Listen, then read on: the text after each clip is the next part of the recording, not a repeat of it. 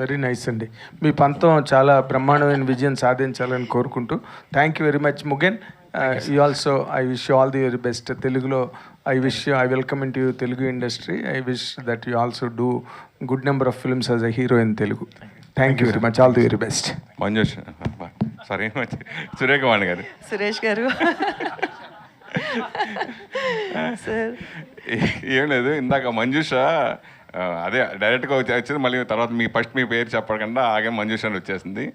మీరు వయసు తగ్గించకుండా అలా ఉండిపోవడం కారణం ఏంటి అనేది తన డౌట్ అడిగింది, మీరు సమాధానం చెప్పలేదు, ఇప్పుడేం చెప్తారేమో అని అడిగాను. అది ఏమో సార్, భగవంతుడు ఇచ్చాడు, అది నడుస్తుంది అంతే. నేనేం ప్రత్యేకంగా చేసేది ఏమీ లేదు దానికి.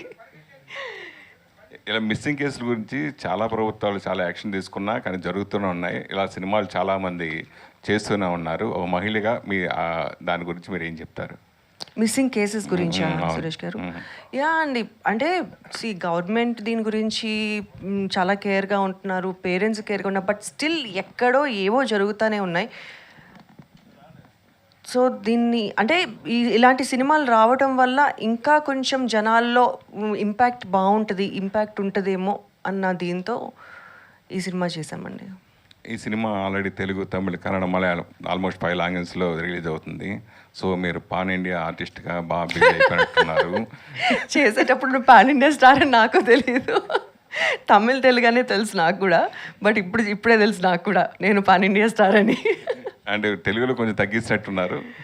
నేను తగ్గించలేదు సార్. నేను లాస్ట్ టైం కూడా ఏదో ప్రెస్ మీట్లో చెప్పాను, ఇది నా బ్రెడ్ అండ్ బటరు, నేనేం తగ్గించుకోలేదు. ఇప్పుడు వచ్చి సినిమాలు ఇచ్చిన 10 సినిమాలు చేయమన్నా 10 సినిమాలు చేయడానికి నేను రెడీగానే ఉన్నాను. అంటే ఇప్పుడు పాన్ ఇండియా స్టార్ అయిపోయారు కాబట్టి కొంచెం క్రాసింగ్ మై ఫింగర్స్.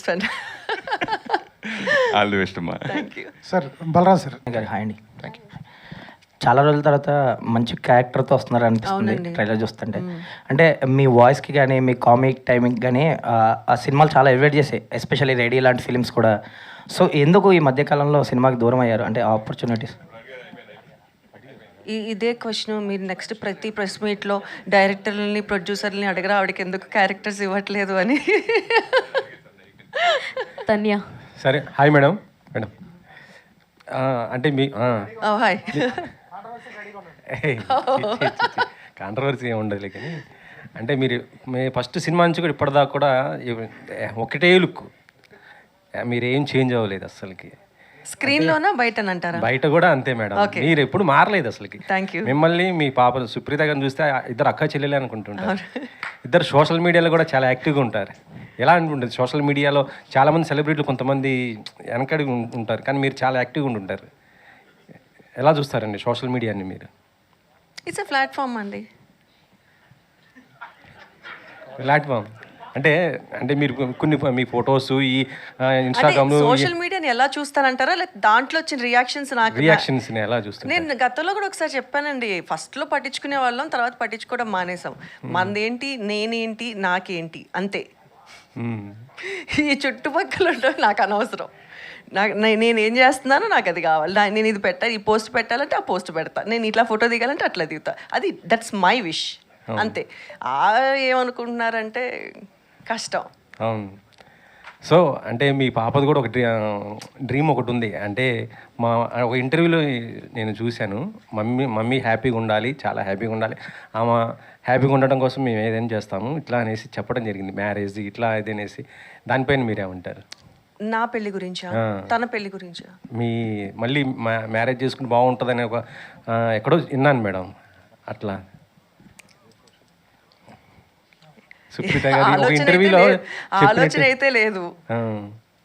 ఉండుంటే ఇన్ని రోజులు వెయిట్ చేయాల్సిన అవసరం లేదు. ప్రస్తుతానికైతే ఆలోచన లేదు, ఇక మీదట కూడా ఉండదు అని అనుకుంటున్నా. మా అమ్మాయికి పెళ్లి చేసే వయసు వచ్చిందండి, నేనేం పెళ్లి చేసుకుంటానండి.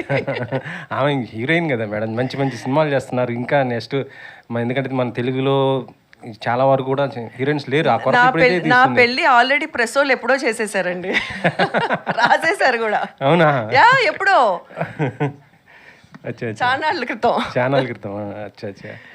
Thank you. సుప్రీత గారికి వచ్చే స్టోరీస్ మీరు కూడా వింటారా మేడం? ఇన్ని ఎట్లా సెలెక్ట్ చేస్తుంటారు? వింటాను. డెసిషన్ మేకింగ్ తనదే. తనదే. ఇది నీకు ఓకేనా, నీకు చేయాలని ఉందా అని అడుగుతా. నేను చెప్తా ఇది పెద్ద నాకు నచ్చలేదు, డెసిషన్ ఈజ్ యువర్స్ అంటాను. కొన్ని వద్దు అని చెప్పేస్తాము. ఈవెన్ కొన్ని ప్రైవేట్ ఆల్బమ్స్, కొన్ని సాంగ్స్ కూడా వస్తుంటాయి. సో వాటిని ఫస్ట్ నేను కొన్ని వద్దని చెప్పేస్తాను. కొన్ని విని ఇది నీ డెసిషన్, నీకు ఓకేనా అని అడుగుతా. If she's okay షిల్ do it. But like లేదంటే ఆమె కూడా చాలా అగ్రెసివ్గా ఉంటారు అసలు. ఈ స్టోరీ సెలక్షన్స్ కానీ మీడియా అంటే సోషల్ మీడియాలో చాలా బాగా స్పందిస్తుంటారు, బాగా ఇది ఉంటుంటారు. అవును, అందుకే నా అగ్రెషన్ కొంచెం తగ్గింది. దానికి కొంచెం అంటే కొంచెం ఉడుకు రక్తం కదా, కొంచెం ఫాస్ట్గా ఉంది. నెక్స్ట్ ప్రాజెక్ట్ ఏముంది మేడం? మీ ఇద్దరి కాంబినేషన్ ఎప్పుడైనా ఎక్స్పెక్ట్ చేయొచ్చా నెక్స్ట్ మళ్ళీ? యా, తను చేసిన ఫస్ట్ మూవీ ఇంకా రిలీజ్ అవ్వలేదు. బట్ ఆ మూవీలో నేను క్యారెక్టర్ చేశాను, తన కాంబినేషన్లోనే చేశాను. అది కూడా డాక్టర్ క్యారెక్టరే. కానీ మీరు తెలుగు సినిమాలు కొద్దిగా దూరం అవుతున్నట్టు అనిపిస్తుంది మాకు. ఎందుకంటే మిమ్మల్ని బొమ్మరిల్లు కొంచెం గట్టిగా చెప్పండి ప్రొడ్యూసర్లకి, డైరెక్టర్లకి. ప్లీజ్ వినండి అందరూ. ఓటీటీ ప్లాట్ఫామ్ కూడా బాగా ఉన్నది ఈ టైంలో.